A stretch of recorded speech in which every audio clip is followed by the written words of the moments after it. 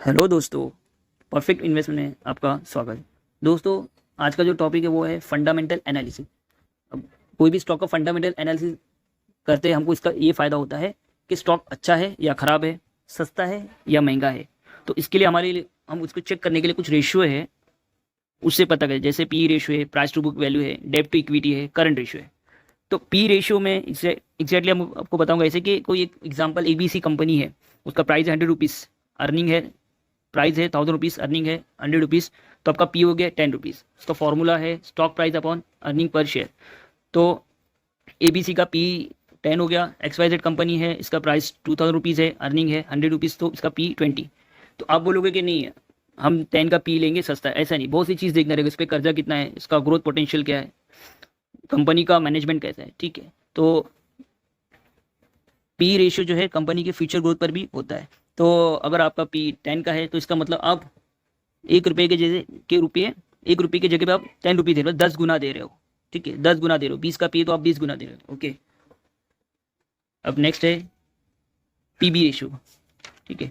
तो book value किसी भी कंपनी का वैल्यूएशन बताती है, ओके। जब भी कंपनी बंद होनी रहती है तो वो अपने शेयर होल्डर को, उसके पास कितना है कि वो शेयर होल्डर को कितना पैसा दे पाएगी, ओके।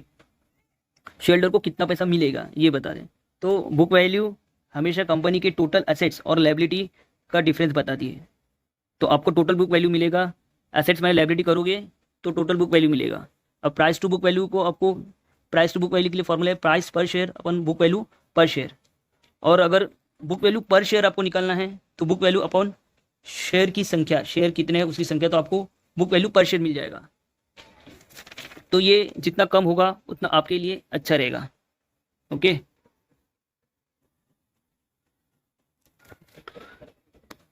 डेब्ट टू इक्विटी, डेब्ट टू इक्विटी ये बताता है कि कोई भी कंपनी का जो नेट एसेट है उसके ऊपर कितना कर्जा लिया है, ठीक है। अभी ज़्यादा कर्जा लिया है तो ज़्यादा रिस्क, कम कर्जा लिया है तो कम रिस्क। तो अपनी कंपनी ग्रोथ करने के लिए, अब कंपनी ने अपना ग्रोथ करने के लिए कितना पैसा लिया है। तो अगर दो है, डेब्ट इक्विटी 2 है तो इसका मतलब 2 गुना, 3 डेब्ट इक्विटी तो 3 गुना, 5 डेब्ट इक्विटी है तो 5 गुना, ओके। तो जितना कम रहेगा उतना ये अच्छा रहेगा आपके लिए, ओके।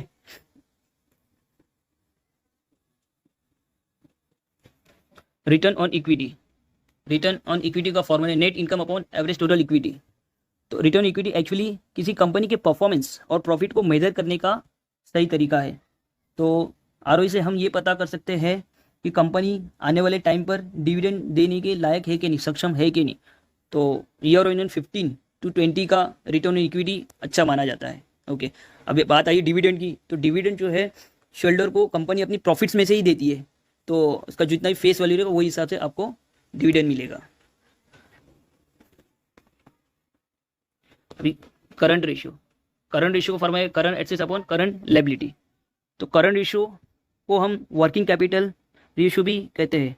करंट रेशियो ये बताता है कि आने वाले टाइम में आपको लायबिलिटी वापस करने में कितना कैपेबल, कोई भी कंपनी लायबिलिटी जो है वापस करने में कितनी कैपेबल है। इस तरीके से ये, इससे ये भी पता चलता है कि शॉर्ट टर्म में लिक्विडिटी कंपनी के पास कितनी है। तो एक्सपर्ट के हिसाब से 1.5 से लेकर 3 तक का करंट रेशियो सबसे बेहतरीन माना जाता है, ओके। अभी मैं आपको बताऊंगा कि बैलेंस शीट भी एक इंपॉर्टेंट फंडामेंटल का एनालिसिस है। एनालिसिस में इंपॉर्टेंट रोल अदा करता है बैलेंस शीट।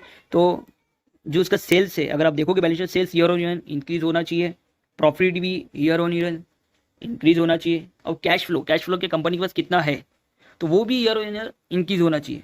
तो एक अच्छी बैलेंस शीट मानी जाती है। अभी आपको मैं बताऊंगा कि टिकटेड एप्स कैसे यूज़ करना है। तो इस पर आप पता करोगे कि एनालिसिस करके शेयर कैसा है। अभी हम आगे टिकटेड ऐप्स पे। अब ये देखिए इन्फोसिस, ठीक है। तो इसमें क्या बता रहा है, जैसे 1 मंथ में देखिए कितना रिटर्न 11% है। देखिए ये रिटर्न देखिए आप 5 ईयर्स में रिटर्न इसका 106% है, ठीक है। अब ये लो रिस्क है, इन्फोसिस बड़ी कंपनी है, बहुत ही अच्छी कंपनी है। तो इसमें इसका market, large cap company, market capitalization भी अच्छा है, ठीक है। इस तरीके से आप चेक कर सकते हो। अब इसके अंदर और आप देखोगे तो देखो, अब इसमें से कुछ आपको पे करना रहेगा, जिससे परफॉर्मेंस है, वैल्यूएशन है, वो आपको पता चलेगा। बेसिकली आपको क्या क्या चीज़ में पता है, जैसे देखो पी रेशियो 21 का है, पीबी रेशियो 6 है, डिविडेंड यील्ड है, सेक्टर पी भी इसमें आता है। सेक्टर पी से आपका पी रेशियो कम है तो मतलब आपको अच्छा ही स्टॉक हो, सेक्टर पी भी है, ठीक है, डिविडेंड यील्ड है, ऐसा। तो अभी देखो यहाँ पे फोरकास्टिंग होता है, ठीक है, तो फोरकास्टिंग में 60% लोगों का ऐसा मानना है, 60% ऐसा माना गया कि ये अच्छा है। Okay, analysis suggest investor can be buy this stock. Okay, अब ये देखिए इसमें फाइनेंशियल ट्रेंड भी आपको बता रहा है, इसमें 2020 में कितना था, 2021 में कितना है, इस तरीके से। ओके, प्रमोटर होल्डिंग आपको देखना रहेगा, इसमें म्यूचुअल फंड होल्डिंग कितना है, तो इस तरीके से आप एनालिसिस कर सकते हो। तो मेरा बोलने का मतलब यही था कि आप जब भी आप स्टॉक लें तो ये सब आपको एनालिसिस करना है। ओके, उसके बाद ही आप कोई भी स्टॉक में इन्वेस्ट करें, ठीक है। तो बेसिकली आप ये वीडियो आपको कैसा लगा प्लीज़ आप कमेंट कीजिएगा, और अगर आपको अच्छा लगा तो प्लीज़ लाइक एंड सब्सक्राइब कर देना, ठीक है। और आप सब्सक्राइब करें आपको बेनिफिट ये होगा और भी ऐसी वैल्यूएबल इन्फॉर्मेशन आपको मैं देते रहूँगा, तो आपको नोटिफिकेशन आएगा और आपके भी नॉलेज बढ़ेगा। Thank you for watching.